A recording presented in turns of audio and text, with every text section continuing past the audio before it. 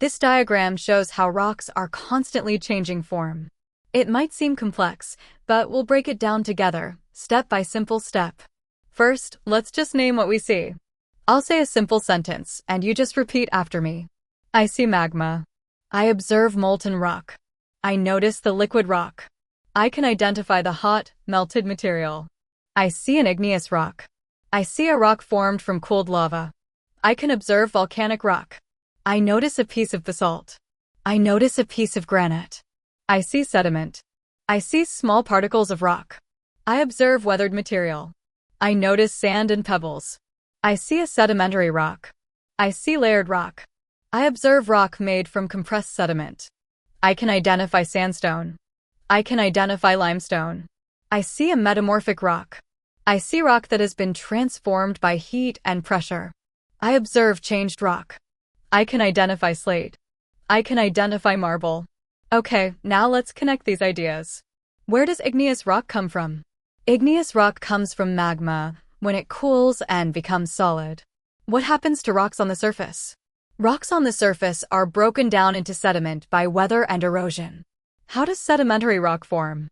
Sedimentary rock forms when sediment is pressed together and cemented over a long time. What changes a rock into a metamorphic rock? Great heat and pressure change a rock into a metamorphic rock. Now, let's make it sound even better. Let's describe how these things happen. Magma cools slowly underground to form some igneous rocks. Slowly describes the speed of the process. Rocks on the surface are constantly worn down by erosion. Constantly means it is always happening. It's a key word for geology. Sediment is compressed gradually into layers of rock. Gradually means happening slowly over a long period. Intense heat and pressure act on rock powerfully to change its form. Magma can be ejected violently from a volcano during an eruption. Okay, you are doing so well. Now let's tell the whole story. The entire cycle begins with molten rock called magma deep beneath the Earth's surface. When magma cools and solidifies, whether underground or after a volcanic eruption, it forms igneous rock. Over millions of years, all types of rock are exposed at the surface and weathered down into small pieces called sediment. This sediment is transported by wind and water, deposited in layers, and eventually compressed and cemented into sedimentary rock. If sedimentary or igneous rock is buried deep underground, it can be subjected to immense heat and pressure, transforming it into metamorphic rock. If any of these rocks melt again, they return to magma, and the incredible cycle starts anew. Now, let's look at the whole picture. This diagram shows how rocks transform from one type to another. Let's look at the key words. Repeat after me. Magma, magma. Igneous rock, igneous rock. Sediment, sediment. Sedimentary rock, sedimentary rock. Metamorphic rock, metamorphic rock. Volcanic eruption, volcanic eruption. I will ask a question, leave a pause for you to think or answer, and then I will give you the correct answer. Let's try. Look at the very start of the cycle. What is the name of the hot, liquid rock found deep within the Earth? That's right, it's magma. When it reaches the surface during a volcanic eruption, it is called lava. What is the name of the rock that forms when this magma or lava cools down and becomes solid? That rock is called igneous rock. Granite and basalt are common examples. Now, imagine that igneous rock is exposed to wind, rain, and ice for thousands of years. What does it break down into? It breaks down into small particles like sand and pebbles, which we call sediment. How does loose sediment turn into a solid rock like sandstone? The sediment is buried under more layers. Over a long time, the weight compresses it, and minerals cement the particles together, forming sedimentary rock. What happens if that sedimentary rock gets pushed deep underground where it is very hot and the pressure is intense? The heat and pressure change the rock's structure and minerals, transforming it into a metamorphic rock like slate or marble. Finally, what needs to happen to a metamorphic rock for it to complete the cycle and become magma again? It needs to be subjected to even more intense heat, causing it to melt and return to its molten state as magma. Fantastic! Now let's put it all together. I will describe the entire rock cycle. After each sentence, I want you to repeat after me. It will help your fluency and pronunciation. Magma cools to form igneous rock. Igneous rock erodes into sediment. Sediment compresses into sedimentary rock. Heat and pressure create metamorphic rock. Metamorphic rock can melt back into magma. Let's master the key terminology. Magma is extremely hot, molten or semi-molten rock located beneath the Earth's surface. Igneous rock forms through the cooling and solidification of magma or lava. Sediment consists of solid fragments of pre-existing rocks, minerals, and organic material that have been transported by erosion. Sedimentary rock is formed by the deposition and subsequent cementation of sediment at the Earth's surface. Metamorphic rock arises from the transformation of existing rock types through intense heat and pressure, a process called metamorphism. A volcanic eruption is the process where magma escapes from beneath the Earth's crust and is ejected as lava and ash. Now let's explore the relationships between these terms. I will ask a more complex question. The rock cycle doesn't have a true starting point, but we often begin with magma. Why are igneous rocks considered primary rocks in the cycle? Igneous rocks are considered primary because they form directly from the cooling of magma, which is a starting material for the entire rock cycle. All other rock types are derived from the weathering and transformation of pre-existing rocks, including igneous ones. The diagram shows arrows pointing from all rock types toward sediment. What are the main natural forces responsible for this part of the cycle, and what is the collective name for this process? The main forces are weathering, which breaks rocks down, and erosion, which transports the broken material. Collectively, these processes are known as denudation, which wears down the Earth's surface. Metamorphism changes a rock without melting it.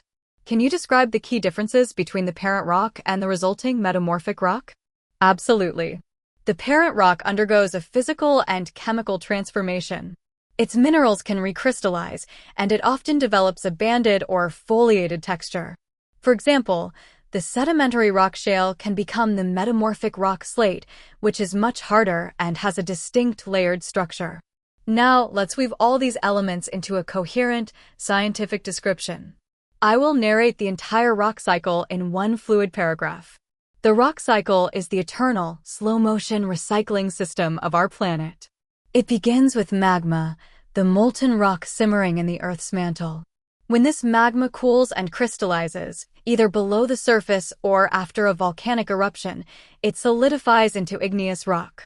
Exposed to the elements, these rugged igneous formations are gradually weathered into tiny particles known as sediment. Carried by wind and water, this sediment settles in layers and, over eons, is compressed and cemented into sedimentary rock.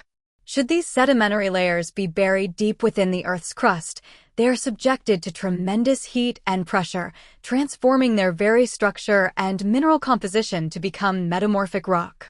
And if the metamorphic rock descends even further, it may ultimately melt, returning to its origins as magma, ready to begin the magnificent cycle once again. This unending transformation showcases the dynamic and ever-changing nature of our solid Earth. Today we're looking at this picture. It's a detailed diagram of an animal cell. Sounds complicated? Don't worry. We're going to start super simple and build it up, step by step. First, let's just name what we see. I'll say a simple sentence, and you just repeat after me. I see the cell membrane. I see the outer boundary of the cell. I observe the protective layer. I can identify the lipid bilayer. I see the cytoplasm. I see the gel-like substance inside the cell. I observe the internal environment of the cell. I notice the cytosol holding the organelles. I see the nucleus. I see the control center of the cell. I observe the large, round organelle. I can identify the structure that contains the DNA. I see mitochondria. I see the powerhouses of the cell. I observe the energy-producing organelles. I notice the bean-shaped structures. Okay, now let's connect these ideas. Where's the cell membrane? The cell membrane is on the outside, where it surrounds the cell. Where is the cytoplasm? The cytoplasm is inside the cell, where the organelles are located. What does the nucleus contain? The nucleus contains DNA, which is the genetic information. What do the mitochondria produce? The mitochondria produce energy for the cell. Now, let's make it sound even better. Let's describe how these things happen. The cell membrane selectively controls what enters and leaves. Selectively means it chooses what can pass through. It's a great word. The cytoplasm holds the organelles securely in place. Securely describes how it holds them safely and firmly.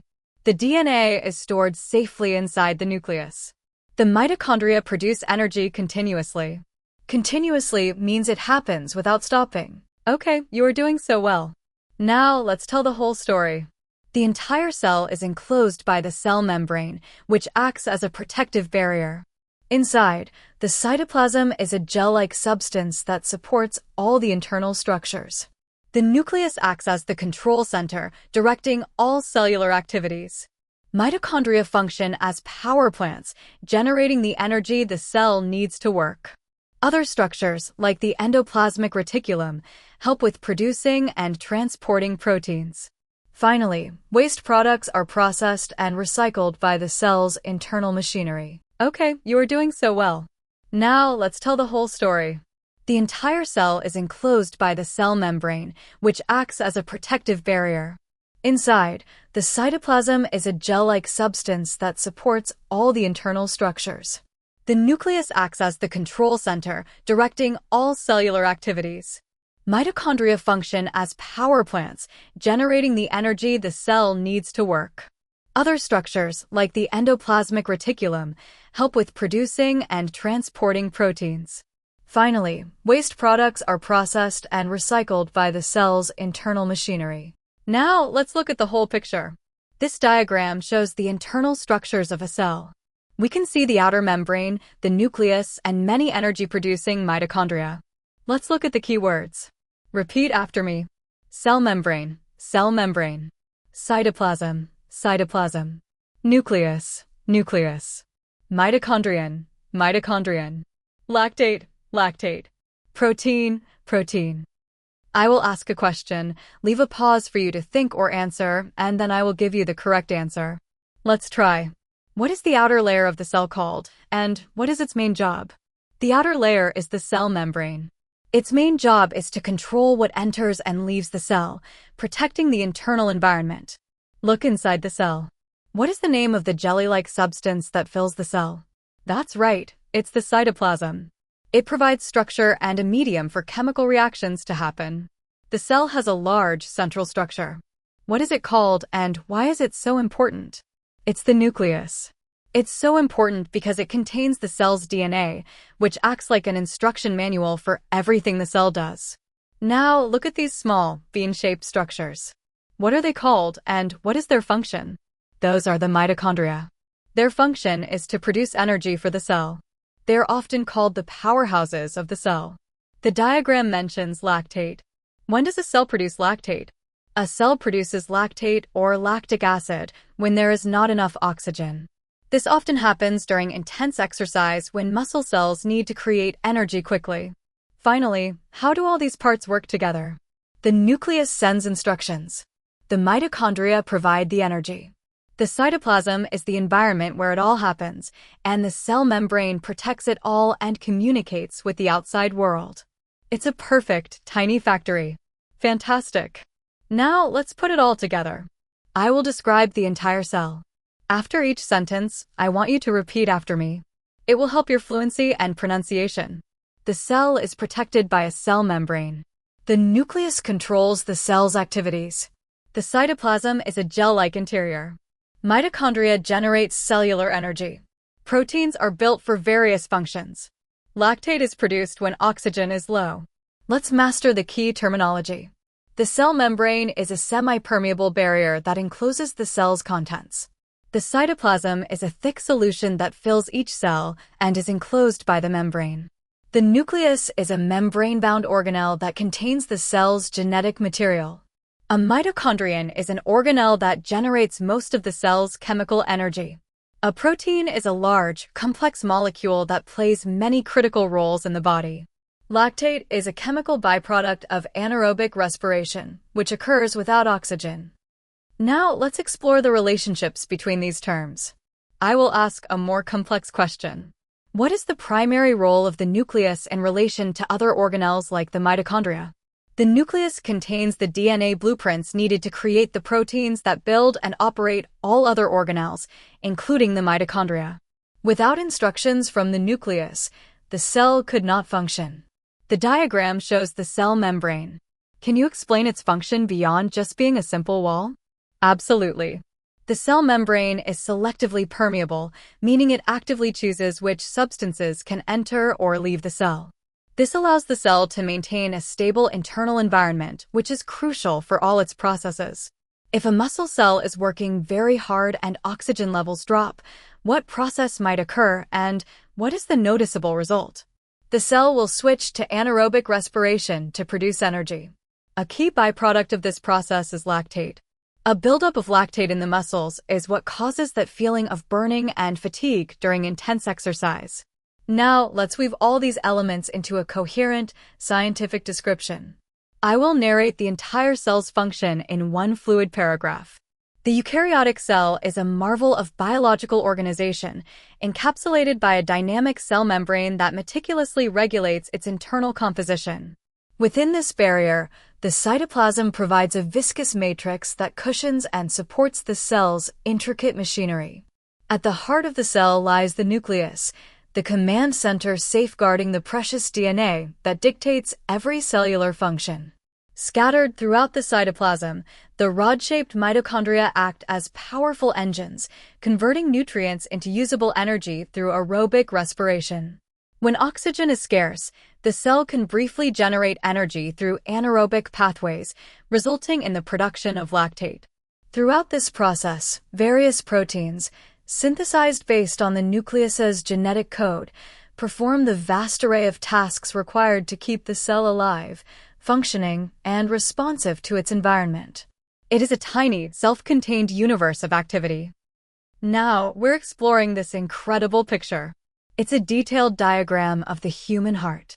I know it looks complex, but we'll break it down together, starting simply and building up to a full understanding. First, let's just name what we see. I'll say a simple sentence, and you just repeat after me. I see the pulmonary artery. I see the artery going to the lungs. I observe the vessel carrying blood away from the right ventricle. I notice the pulmonary trunk. I see the left atrium. I see the chamber that receives oxygenated blood. I observe the upper left chamber. I can identify the atrium connected to the pulmonary veins. I see the right ventricle.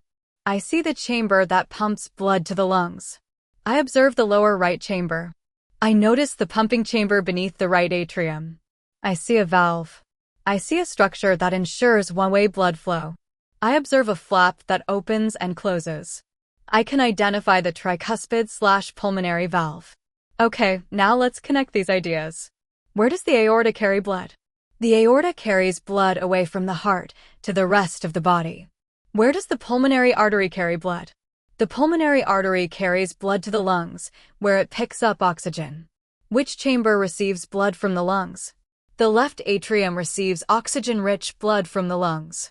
Which chamber pumps blood to the body? The left ventricle pumps blood out to the entire body. Now, let's make it sound even better. Let's describe how these things happen. The heart pumps blood continuously throughout our lives. Continuously means without stopping. It's a perfect word for the heart. Blood flows steadily through the chambers. Steadily describes a constant, reliable flow. The valves open and close precisely to prevent backflow. Precisely means in a very exact and accurate way. The right ventricle pumps blood forcefully to the lungs. Okay, you are doing so well. Now, let's tell the whole story. The heart is divided into 4 main chambers, 2 atria on top and 2 ventricles below. Veins like the superior and inferior vena cava bring oxygen-poor blood back to the right atrium. From there, blood moves into the right ventricle, which pumps it through the pulmonary artery to the lungs to get oxygen. Fresh, oxygen-rich blood returns via the pulmonary veins to the left atrium. It then fills the powerful left ventricle, which pumps it out through the aorta to supply the entire body. Now, let's look at the whole picture. This diagram shows the anatomy of the heart. We can see the major blood vessels and the 4 chambers. Let's look at the key words. Repeat after me. Aorta, aorta. Pulmonary artery, pulmonary artery. pulmonary vein, pulmonary vein. Superior vena cava, superior vena cava. Inferior vena cava, inferior vena cava. Left atrium, left atrium. Left ventricle, left ventricle. Right ventricle, right ventricle. Pulmonary valve, pulmonary valve. I will ask a question, leave a pause for you to think or answer, and then I will give you the correct answer. Let's try. Look at the top of the heart. Two large veins bring blood back to the heart. What are they called? They're the superior vena cava, from the upper body, and the inferior vena cava, from the lower body. They both bring deoxygenated blood into the right atrium. This blood enters the right atrium and then flows through a valve into the right ventricle. What is the name of this valve? That's the tricuspid valve. It has 3 flaps that open to let blood through and close to prevent it from flowing backwards. The right ventricle pumps this blood to the lungs. Which blood vessel does it use, and what is the valve at its base called? It uses the pulmonary artery. The valve that stops blood from flowing back into the ventricle is called the pulmonary valve. Now, the blood is oxygen-rich and returns from the lungs. How does it get back into the heart? It returns through the pulmonary veins, which empty into the left atrium. Finally, this oxygen-rich blood is pumped to the entire body. Which chamber is strong enough to do this, and which massive artery does it use? The powerful left ventricle pumps the blood out through the largest artery in the body, the aorta. You can see it arching out of the top of the heart. Fantastic. Now, let's put it all together. I will describe the path of blood flow. After each sentence, I want you to repeat after me. It will help your fluency and pronunciation. Oxygen-poor blood enters the right atrium. The right ventricle pumps blood to the lungs. Oxygen-rich blood enters the left atrium. The left ventricle pumps blood to the body. Valves ensure blood flows in one direction. Let's master the key terminology. The aorta is the main and largest artery in the body, originating from the left ventricle. The pulmonary artery is the vessel that carries deoxygenated blood from the right ventricle to the lungs. The pulmonary vein is the vessel that returns newly oxygenated blood from the lungs to the left atrium. The superior and inferior vena cava are the large veins that return deoxygenated blood from the systemic circulation to the right atrium. The atria, singular, atrium, are the upper chambers that receive blood. The ventricles are the lower, more muscular chambers that pump blood out of the heart. Valves are structures that open and close to ensure the one-way flow of blood through the heart. Now, let's explore the relationships between these terms. I will ask a more complex question. Why is the wall of the left ventricle noticeably more muscular than the right ventricle? The left ventricle has to generate enough force to pump blood through the vast network of arteries to every part of the body, from your brain to your toes. The right ventricle only has to pump blood to the nearby lungs, which requires less pressure. The heart has 2 sides. What is the fundamental difference in the function of the right side versus the left side? The right side of the heart is dedicated to the pulmonary circuit. It handles deoxygenated blood and sends it to the lungs. The left side is dedicated to the systemic circuit. It handles oxygenated blood and pumps it to the entire body. Can you explain the crucial role of the valves? What would happen if one malfunctioned? The valves act as one-way gates. If a valve malfunctions and doesn't close tightly, a condition called regurgitation, blood can leak backward. This forces the heart to work much harder to pump the same amount of blood, which can lead to fatigue and heart failure over time. Now, let's weave all these elements into a coherent, scientific description. I will narrate the journey of a blood cell through the heart in one fluid paragraph. The human heart is a masterfully designed dual pump, tirelessly circulating blood throughout the body. The journey begins as oxygen-depleted blood from the upper and lower body drains into the right atrium via the superior and inferior vena cava. This blood then passes through the tricuspid valve into the right ventricle. Upon contraction, the right ventricle propels the blood through the pulmonary valve and into the pulmonary artery, which carries it to the lungs for oxygenation. Freshly oxygenated blood returns via the pulmonary veins to the left atrium. It then flows through the mitral valve into the powerful left ventricle. This main pumping chamber contracts with great force, sending a surge of oxygen-rich blood through the aortic valve and into the aorta, from where it is distributed to every tissue in the body. This magnificent cycle, precisely regulated by the opening and closing of its valves, repeats with every heartbeat, sustaining our lives from moment to moment.